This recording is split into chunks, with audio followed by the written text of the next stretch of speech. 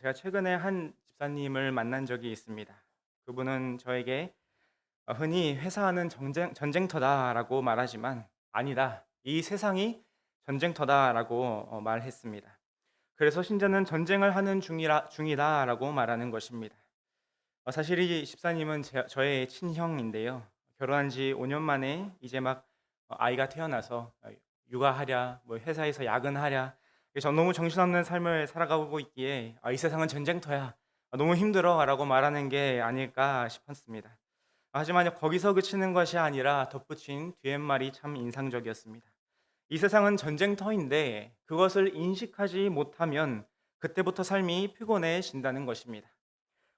어차피 전쟁 중이라는 사실은 변하지 않는데 총알이 빗발치는 전장에서 평안하려고 하고 행복을 찾으려고 하니 오히려 불행해질 수밖에 없다라고 말하는 것입니다. 이처럼 신자가 살아가는 이 세상은 전쟁터입니다. 그렇다면 누구와 싸우는 것이겠습니까? 바로 이 세상의 공중권세 잡은 사탄과의 영적 전쟁을 치르는 것입니다. 신자는 이미 구원받았지만 아직 구원의 완성에 이르지 못한 긴장 상태에서 살아갑니다.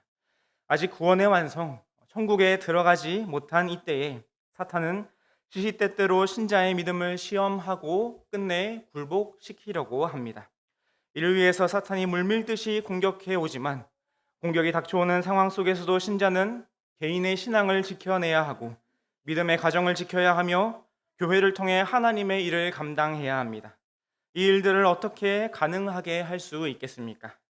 오늘 본문은 이스라엘이 블레셋과 전투를 치르고 있는 장면이 나옵니다. 블레셋의 맹렬한 공격에 열세에 놓여 있는 이스라엘이었습니다. 하나님의 이름이 모욕을 당해도 어찌할 도리가 없었습니다. 바로 그때 다윗이 등장합니다. 그는 지체 없이 출전해 골리앗을 무찔렀고 블레셋과의 전투를 승리로 장식했습니다. 다윗에게 어떠한 전술이 있었길래 큰 대적 골리앗조차 한 방에 이겨낼 수 있었던 것이겠습니까? 오늘 본문에 기록된 다윗의 승리의 비결을 살펴보면서 세상 속에서 사탄과의 영적 전투를 치러야 하는 신자가 전쟁에서 이길 수 있는 필승의 비결이 무엇인지 함께 나누어 보고자 합니다. 먼저 신자는 영적 전쟁에 민첩하게 반응하도록 평소에 말씀과 기도의 훈련을 해야 합니다. 사무엘상 17장 34절에서 36절 말씀을 함께 읽겠습니다. 다윗이 사울에게 말하되 주의 종이 양에 치길 때 사자나 곰이 와서 양떼에게 새끼를 물어가면 내가 따라가서 그것을 치고 그 입에서 새끼를 건져내었고 그것이 얼마나 내가 그 수염을 잡고 그것을 쳐 죽였나이다. 주의 종이 사자와 곰도 쳤은즉 살아계신 하나님의 군대를 모욕한 이 할례 받지 않은 블레셋 사람이리이까 그가 그 짐승의 하나와 같이 되리이다. 아멘. 이스라엘과 블레셋과의 전투는 어제 오늘 일이 아니었습니다. 역사 가운데 끊임없이 일어났던 일이었습니다. 하지만 이번 전쟁은 전혀 다른 양상으로 흘러갔는데요. 그것은 바로 골리앗의 출전 때문이었습니다. 성경은 골리앗의 키를 6규빗 한 뼘이라고 소개합니다. 이는 오늘날 수치로 환산하면은 약 2m 90cm라고 합니다. 흔히 싸움은 덩치빨이다라고 하지 않습니까? 아무리 싸움을 잘하고 또 아무리 기술이 좋아도 체급에서 밀리면 그 차이를 극복하기가 쉽지 않은 것입니다. 저에게는 자녀가 2명이 있는데요. 그 중에 첫째가 6살 된 딸 세라미입니다. 최근에 키를 쟀는데 키가 한 108cm 정도 되더라고요. 비율을 계산해 보니까 골리앗과 저의 키 차이가 세라미와 저의 키 차이 그 비율과 비슷했었습니다. 체격만 놓고 본다면 6살짜리 애가 저랑 싸우겠다라고 덤비는 것과 똑같은 것이었습니다. 상식적으로 상대가 되겠습니까? 전혀 될 수 없는 질 것이 뻔한 싸움이었습니다. 이에 더해 골리앗은 두꺼운 갑옷과 강력한 무기로 완전 무장하였으니 이스라엘의 날고기는 용장들도 어찌하지 못하고 두려워 떨 수밖에 없었던 것입니다. 골리앗이 이스라엘의 군대를 멸시하고 하나님을 모욕해도 아무런 대꾸조차 할 수 없었습니다. 그런데 바로 그때 다윗이 나타납니다. 비록 골리앗이 크고 강한 용사라 할지라도 다윗은 제가 나가서 싸우겠습니다 라고 나섰습니다. 이에 사울은 다윗아 너는 소년에 불과하지만 골리앗은 어려서부터 용사로 길러졌다. 그러니 상대가 되겠느냐? 안 될 싸움이다 라고 만류했습니다. 하지만 다윗은 물러서지 않았습니다. 그는 지난날 아버지의 명령을 따라 목자로서 양떼를 지켰을 때를 얘기했습니다. 목자가 되면 양들을 잡아먹기 위해 달려드는 사나운 짐승들과 마주해야 합니다. 짐승으로부터 양을 지키기 위해 다윗은 민첩하게 반응할 수밖에 없었습니다. 짐승이 새끼를 물어가면 다윗은 그 즉시 일어나 따라가서 사자의 입에서 새끼를 꺼내왔습니다. 항상 양들에게 눈을 떼지 않고 깨어 있어야만 양들을 지켜낼 수 있었습니다. 이에 곰이 자신에게 달려들면 다윗은 자신을 공격하는 곰의 수염을 잡고 죽여서라도 양떼를 지켜내었습니다. 당시 목자는 사회적으로 어떤 위치에 있었을까요? 사람들이 존귀히 여기지 않는 그런 낮은 위치였습니다. 밖에서 비가 오면 오는 대로, 태양이 뜨겁게 내리쬐면 내리쬐는 대로 고스란히 맞아야 했습니다. 이에 더해 양은 생각보다 멍청한 동물이어서 그들을 통제하는 게 여간 쉬운 일이 아니었습니다. 설상가상으로 사나운 짐승까지 만나게 되면 자신의 목숨까지 위협받기 때문에 고되고 힘들 뿐만 아니라 위험천만한 일이 바로 목자의 일이었습니다. 아무도 관심 갖지 않는 일, 누구도 칭찬하지 않는 일이지만 다윗은 자신이 해야 할 일이 무엇인지 분명하게 알았습니다. 그리고 이를 위해서 매 순간 아무도 보지 않는 그 순간에도 최선을 다했습니다. 심지어 목숨이 위협받는 상황에서도 그 자리를 도망치지 않았고 아버지가 자신에게 맡겨진 양들을 지키기 위해 항상 깨어 민첩하게 반응하며 물맷돌질을 연마해왔습니다. 그 결과가 어떻게 되었습니까? 다윗은 그동안 쌓고 쌓인 훈련을 통해서 골리앗을 상대할 수 있을 만큼 강인한 용사가 되었습니다.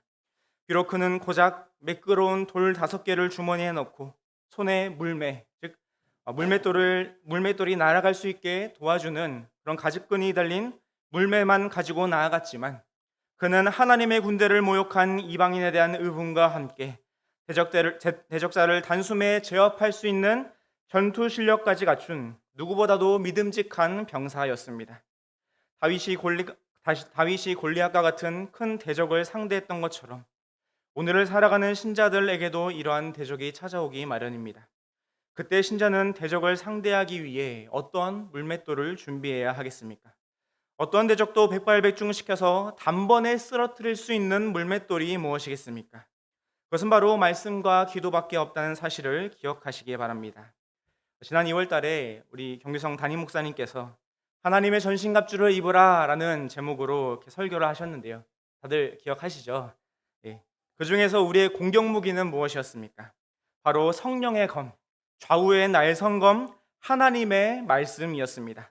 전신갑주를 입어 사탄의 공격을 방어하는 것도 중요하지만 무엇보다도 분별력 있는 말씀, 진리의 말씀으로 사탄과의 영적 전쟁에서 싸워 이겨야 한다라는 사실을 말씀해 주셨습니다. 또한 이러한 전신갑주가 느슨해지지 않도록 깨어서 기도하라라고 선포하셨습니다. 이처럼 신자는 말씀과 기도, 이 두 가지 신앙 훈련을 끊임없이 해야 합니다. 그런데 사실 이 내용은 제가 굳이 말하지 않아도 성도님들께서 이미 귀에 닳도록 들으셨을 것입니다. 하지만 제가 왜 또 굳이 말씀을 읽어야 합니다, 기도해야 합니다 라고 이렇게 권면하는 것이겠습니까? 죄악된 우리는 말씀과 기도에서 멀어지기에 너무나도 쉽기 때문입니다. 바쁜 환경과 분주한 마음으로 인해, 여러 시험과 갈등으로 인해, 게으름과 나태함으로 인해 말씀과 기도 생활에서 점점 멀어지기 쉬운 것입니다. 흔히 요즘에는 4차 산업혁명이라고 하죠. 대-AI 시대가 열리면서 챗 GPT를 포함한 AI들이 대거 등장하고 있습니다. 요즘에는 인물 사진을 일본 애니메이션 그림으로 바꿔달라, 마블 스타일로 바꿔달라, 이렇게 그런 그림으로 바꿔주는 신기한 기능까지 나왔다고 합니다. 어쨌든 한 신자가 챗 GPT한테 이렇게 질문했다고 합니다. 네가 만일 사탄이라면 이 시대의 크리스천들이 성경을 읽지 못하게 어떤 전략을 펼칠 것 같으냐 하자, 이에 챗 GPT는 성경을 읽지 못하게 하려면 성경책을 없애는 것이 아니라 사람들이 스스로 성경을 멀리하게끔 만드는 게 핵심입니다 라고 대답했습니다. 그러면서 첫 번째로는 바쁘게 할 것이라고 소개합니다. 성경을 읽을 시간이 없도록 일상에 압도되어 분주한 끊임없는 업무와 학업, 정신없는 육아, SNS 오락거리, 인간관계의 문제들로 시간적으로 바쁘고 심리적으로 분주하게 만들겠다라고 하는 것입니다. 또한 신앙을 감정적인 체험에만 의존하게 해서 성경을 읽어도 감동이 없고 그 대신에 유튜브에서 나오는 간증이나 찬양, 설교 영상으로 대체하여 성경을 안 읽어도 괜찮다라고 느끼게끔 한다는 것입니다. 물론 유튜브에서 나오는 간증이나 찬양, 설교 영상 그 자체가 나쁜 것은 아니지만 성경을 읽지 않고 그것만으로 신앙생활을 하고 있다는 착각이 들게끔 한다는 것입니다. 이외에도 기복신앙을 강화해 기도를 단순한 소원 성취의 도구로 이용하게 하기, 성경 말씀에 의심을 심어두기 등등이 있었습니다. 정말 사탄이라면 그렇게 할 것 같은 전략이지 않습니까? 어쩌면 이들 중에 하나의 전략에 우리가 이미 공략당하고 있는지도 모릅니다. 사탄은 이렇게 신자가 말씀을 읽지 못하도록, 제대로 신앙생활하지 못하도록 모든 수단을 동원하여 신자를 공격합니다. 그렇게 말씀의 칼날이 묻어지고 기도에서 멀어져 전신갑주가 흐트러지면 그때는 골리앗과 같은 큰 대적도 필요 없어지는 것입니다. 아주 작고 사소한 문제로도 우리의 신앙을 무너뜨리는 것입니다. 하나님에게서 멀어지고 불신자들과 구별됨 없이 똑같은 삶을 살아가는 것입니다. 그렇기 때문에 신자는 정말 기본적이지만 절대적으로 중요한 말씀 읽기와 기도하기에 전념해야 합니다. 그것은 누가 보든지 아니하든지 상관없이 평상시에 부지런히 단련하고 훈련해야 합니다. 평소에 다윗이 사나운 짐승으로부터 양떼를 지키기 위해 씨름했듯이 온갖 방해와 분주함 속에서도 우리의 믿음을 지키기 위해 말씀과 기도로 씨름해야 합니다. 대적을 물리치기 위해 깨지지 않는 단단한 말씀의 물맷돌과 대적자의 급소를 꿰뚫을 수 있게 힘있게 날아가는 기도의 물매가 준비되어 있어야 합니다. 그렇게 훈련된 신자만이 사탄과의 영적 정쟁에서 깨어 민첩하게 반응할 수 있으며 철저히 준비된 전투 실력으로 승리까지 이끌어낼 수 있는 것입니다. 이러한 사실을 기억하시면서 평상시에 부지런한 훈련을 통해 능력 있는 그리스도의 군사가 되심으로써 사탄과의 영적 전쟁에 민감하게 반응하여 싸워 승리하는 성도님들 되시기를 간절히 바랍니다. 두 번째로 신자가 영적 전쟁에서 승리할 수 있는 비결은 그 전쟁이 하나님의 주권 가운데 있음을 확신하는 것입니다. 사무엘상 17장 37절 말씀을 함께 읽겠습니다. 또 다윗이 이르되 여호와께서 나를 사자의 발톱과 곰의 발톱에서 건져내셨은즉 나를 이 블레셋 사람의 손에서도 건져내시리이다. 사울이 다윗에게 이르되 가라 여호와께서 너와 함께 계시기를 원하노라. 아멘.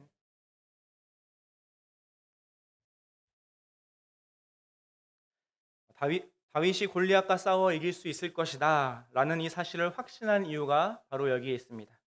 하나님께서 다윗을 블레셋 사람의 손에서 건져내실 것이다 라는 사실입니다. 하나님께서 지켜준다는 사실을 다윗은 어디에서 확신했습니까? 바로 다윗이 양떼들을 돌보면서 수많은 짐승들과 싸워 이겼을 때였습니다. 사나운 맹수들과 싸울 때 목숨의 위협을 당하면서도 물맷돌질을 통하여 그 짐승들을 무찔렀을 바로 그때입니다. 다윗은 맹수를 이긴 것이 자신의 실력이 월등했기 때문이라고 생각하지 않았습니다. 물론 다윗 자신도 최선을 다해서 싸웠지만 하나님께서 다윗을 도우셨기 때문에 하나님께서 사자의 발톱과 곰의 발톱으로부터 다윗을 건져내 주셨기 때문에 살 수 있었다는 사실을 겸손히 고백했습니다. 지금까지 인도하신 하나님께서 자신을 블레셋 사람의 손에서도 지켜주실 것이라는 사실을 확신했고 그 믿음으로 인하여 다윗은 골리앗과의 전투를 치르고자 했습니다. 다윗이 이러한 믿음을 가진 것은 이 전쟁의 승패가 하나님의 주권에 달려있음을 확신했기 때문입니다. 하나님께서 다윗을 도와주시는 것은 그저 병사 한 명이 다윗과 힘을 합쳐 골리앗을 무찌르는 정도의 수준이 아니었습니다. 하나님께서 골리앗의 손에서 다윗을 건지시는 것은 이 전쟁의 시작과 끝이 하나님의 섭리 가운데 있으며 그 결과까지 하나님께서 원하시는 대로 하실 수 있다는 절대 주권의 사상에 기인한 것이었습니다. 이런 다윗의 신앙은 이후 골리앗을 만나 설전을 펼칠 때에도 나타납니다. 47절에 골리앗 앞에 선 다윗은 이렇게 고백합니다. 여호와의 구원하심이 칼과 창에 있지 아니함을 이 무리에게 알게 하리라. 전쟁은 여호와께 속한 것인즉 하나님께서 너희를 우리 손에 넘기시리라. 전쟁은 하나님께서 하시는 일입니다. 그렇기에 많은 병사로 밀어붙인다 하더라도, 골리앗과 같이 강한 용사가 트럭째로 몰려온다 하더라도 그들의 칼과 창이 승패를 결정짓는 것이 아니라 처음부터 전쟁을 주관하시는 하나님의 손에 승패가 달려있다는 사실을 다윗은 일깨워주고 있는 것입니다. 왜냐하면 하나님은 이 세상을 창조하신 전능하신 하나님이시면서 당신의 계획대로 한치의 오차도 없이 이 세상을 운행하시는 절대 주권의 하나님이시기 때문입니다. 비록 골리앗이 아무리 기골이 장대하다 하더라도 그 역시 하나님께서 만드신 피조물에 불과했습니다. 그가 아무리 강력한 무기를 가지고 있다 하더라도 하나님께서 그 창을 막으신다면 골리앗이 이길 수 있는 확률은 단 1%도 없었습니다. 생과 사가 나뉘는 사나운 맹수와의 싸움에서 나를 지키신 분은 오직 전능자 여호와이심을 확신했던 다윗, 누구보다도 하나님 절대주권 사상을 뼛속까지 깊이 새겼던 다윗이기에 골리앗과의 전쟁 역시 하나님의 손에 붙들려 있기만 한다면 결국 자신의 승리로 끝나게 될 것임을 확신했던 것입니다. 신자가 살아가면서 다양한 영역에서 신앙을 위협하는 큰 문제들을 마주할 때 신자는 다윗과 같은 믿음을 발휘해야 합니다. 가정에서 배우자로 인한 핍박이 될 수도 있고 자녀들의 탈선이나 시험으로 인해 마음고생하게 되는 경우도 있을 것입니다. 이에 더해서 신앙을 위협하는 큰 문제가 교회에서 하나님의 일을 할 때에 나타날 수도 있다는 것입니다. 그것은 교회에서 어떤 일을 하고자 할 때에 그 일이 제대로 진행되지 못하게 되는 경우가 있을 수도 있고, 아니면 함께 일하는 성도와의 마찰이나 갈등이 생기게 되는 경우가 있을 수도 있습니다. 그럴 때 성도는 어떤 자세를 가져야 하겠습니까? 다윗과 같이 하나님께서 나를 도우신다는 사실을 확신하며 전능자의 이름을 부르며 나아가야 합니다. 하나님께서 나와 함께 하신다는 사실, 여러 문제와 힘든 상황 가운데서 나를 건지신다는 사실을 우리는 어떻게 확신할 수 있겠습니까? 그것은 먼저 나를 구원하신 하나님의 놀라운 은혜를 기억하는 것입니다. 죄인 되었던 우리는 영원히 죽을 수밖에 없었습니다. 우리의 원래 존재는 그 자체로 죽음이었습니다. 하지만 그 죽음에서 돌이키도록 예수님께서 육신을 입으시고 이 땅에 오셨습니다. 그리고 친히 십자가에 달려 죽으셨습니다. 그 죽으심으로 인하여 죄인들의 모든 죄를 다 사해 주셨습니다. 그 십자가는 원래 죄인된 우리가 당해야 할 형벌이었는데 예수님께서 대신 짊어지신 것입니다. 예수님께서는 단번에 죽으셨지만 그 효력은 실로 위대해서 한 번의 죽으심으로 택자들의 모든 죄들을 모조리 없애주시는 은혜를 부어주셨습니다. 더 이상 죄인이 아닌 의인으로 칭함받는 삶을 살아가게 하셨고 죄인에서 하나님의 백성으로 새롭게 태어나게 하셨습니다. 이렇게 피로 값주고 산 우리를 하나님께서는 어떻게 하십니까? 구원의 완성에 다다를 때까지 우리 인생을 친히 책임져 주십니다. 하나님께서 당신의 의로운 오른손으로 우리 인생을 붙들어 주십니다. 그 소망으로 인하여 신자는 이 땅 가운데 홀로 있지 않으며 하나님께서 언제나 함께 하시는 임마누엘의 은혜를 누리게 됩니다. 신자는 이 사실을 삶 속에서 날마다 체험하면서 살아갑니다. 우리가 살아온 지난 날들을 돌아보시기 바랍니다. 예수를 믿는다고 해서 고통이나 슬픔이 전혀 없진 않으셨을 것입니다. 예수님을 믿으면 삶의 문제와 어려움이 바로 해결되지도 않으며 교회를 하면서 많은 문제와 어려움에 부딪히셨을 것입니다. 사람 문제, 돈 문제, 여러 문제들이 우리 인생을 가로막고 하는 일들을 회방을 놓는 것입니다. 하지만 그때마다 어떻게 되었습니까? 인간의 생각으로는 될 수 없는 하나님의 방법대로, 하나님의 역사하심대로 그 문제들이 해결되었던, 그 힘듦을 통각해 하셨던 은혜의 경험들이 있지 않으셨습니까? 그런 간증을 쏟아내려면 밤을 새워도 부족할 만큼 하나님께서 우리 각자에게만 허락하신 주님의 날개로 품어주시는 은혜가 있었고, 신앙을 무너뜨리려는 문제와 어려움, 공격으로부터 끝내 이기게 하는 승리를 경험하게 하셨습니다. 지금까지 지켜주신 하나님께서 앞으로도 이러한 은혜로 우리가 살아가는 모든 날들을 친히 보호해 주신다는 사실을 확신하시기 바랍니다. 하나님께서 독생자를 주신 만큼 죄인된 우리를 사랑하셨고 그 인내하심으로 구원하시되 우리의 모든 삶을 친히 책임져 주시는 하나님이 바로 나의 하나님이 되어 주신다는 사실로 위로를 받고 앞으로 담대히 나아갈 담력을 얻으시기 바랍니다. 이 세상을 창조하시고 통치하시되 당신의 선하신 뜻대로 되게 하시고야만은 절대주권의 하나님, 그 하나님이 바로 우리의 하나님이 나의 하나님이 되어주시기에 우리는 그 어떤 사탄의 공격이 몰려온다 할지라도 결코 물러서지 않을 수 있습니다. 예수님께서 보라 내가 세상을 이기었노라 라고 친히 말씀하신 것처럼 세상을 이기신 하나님만을 의지하며 앞으로 전진해야 합니다. 살면서 마주하게 될 많은 문제들, 혹 지금 이미 마주하고 있는 어려움과 우리를 무너뜨리려고 하는 공격들, 그것들로 인해 낙심에 빠져 주저앉지 말고 지금까지 하나님께서 이기게 하셨고 앞으로도 이기게 하실 것이라는 사실을 확신하심으로써 하나님의 도우심으로 영적 전쟁에서 승리의 걸음을 걸어가는 성도님들 되시기를 간절히 바랍니다. 우리 남부교양교회 성도 여러분, 그리고 헌신을 다짐하시는 여전도의 회원 여러분, 골리앗의 도발이 있었을 때에 다윗이 왜 그렇게 분노했던 것이겠습니까? 그것은 바로 골리앗이 하나님의 이름을 모욕했기 때문입니다. 다윗이 존재하는 목적, 이스라엘 백성들이 선택받은 민족으로 존속하는 이유는 하나님을 모르는 이방 민족들에게 하나님의 영광을 선포하게 하기 위함이었습니다. 그래서 수많은 민족들 가운데 이스라엘이 택함을 받았습니다. 그런데 이스라엘이 하나님의 영광을 드러내기는커녕 오히려 골리앗에게 모욕을 당하고 있으니 다윗은 참을 수 없었던 것입니다. 하나님의 영광을 위하여 다윗은 큰 대적 골리앗과의 싸움도 서슴지 않고 나섰습니다. 이 전쟁에서 승리함으로써 이스라엘의 군대를 이끄시는 하나님은 골리앗이 함부로 입에 담을 수 있는 그런 하찮은 신이 아니며 전쟁을 주관하시는 만군의 여호와시다라는 사실을 온 천하에 선포하기 위함이었습니다. 신자가 이 땅을 살아가는 목적 역시 동일합니다. 하나님의 영광을 위해 사는 것, 하나님의 영광을 비추어 세상 불신자들로 하여금 하나님의 존재를 알게 하는 사명이 신자에게 있는 것입니다. 영적 전투에서 승리해야 하는 이유 또한 여기에 있습니다. 사탄과의 전투에서 승리함으로써 하나님은 살아계시며 지금도 모든 인생사를 친히 주관하시는 전능자이심을 우리의 삶으로 선포해야 하는 것입니다. 이를 위해서 평소에 말씀과 기도로 무장되어 있어야 합니다. 영적으로 깨어있어 공격이 들어오면 즉각적으로 반응하고 분별력 있는 신앙으로 사탄의 공격을 회파하도록 훈련해야 합니다. 이에 더해서 우리의 힘만으로는 할 수 없다는 사실을 겸손히 고백하고 하나님의 도우심을 바라보며 나아가야 합니다.